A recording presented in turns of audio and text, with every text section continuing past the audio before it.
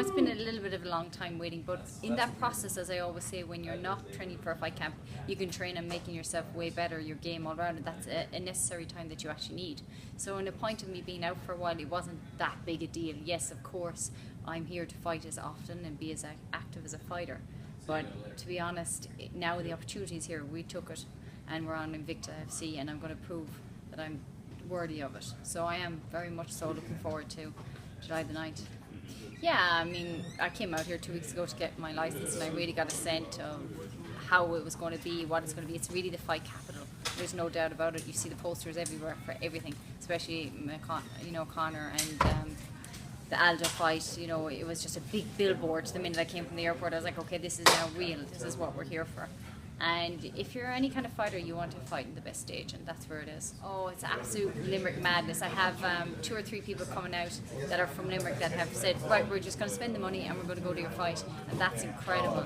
And we've had flags made, people are watching on UFC Fight Pass, and there's people coming. There's lots of people coming that I know as well myself personally, so I can't wait to meet them afterwards and thank them for the support, because it's the fans that put me there. You know, their whole quest on Twitter was amazing, and without that we wouldn't have got that opportunity. It really forced Invicta to look and go, okay, there's a big following here, it's a big international fight week, why not have Costigan? And as well, they did tell me that I was signed because of my dominance in my division.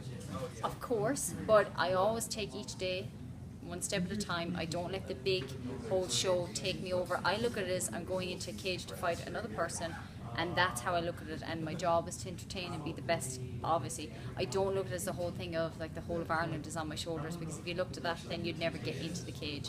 Amber Brown is a southpaw, an angry one at this stage, which will work to my advantage. She will come aggressive, there's no doubt about it, but all my opponents always have, and I've dealt with that quite well. Stayed calm, listened to my coaches. The plan I always put is the plan that I always look at is not, I don't study footage on her per se. I study footage more on me and what I need to do, and how Dermot's always very good in saying, how would Amber beat you? And then we look at those holes and we fill them in, that they're not there anymore, that we don't have those worries. Well, the list on my wall every day has been, since I got out of bed, is become a world champion, whatever company it was that I worked with. I mean, I would have loved Cage Wars. It would have been such an amazing moment. But, you know, it's Invicta now, and of course I'll want that world title, and I'll want it at least to be getting the shot, you know, at the end of the year if I can possibly. You know, the more I can push, the more the fans want it, the more they support me as well. It's the power of the people that will get me there too.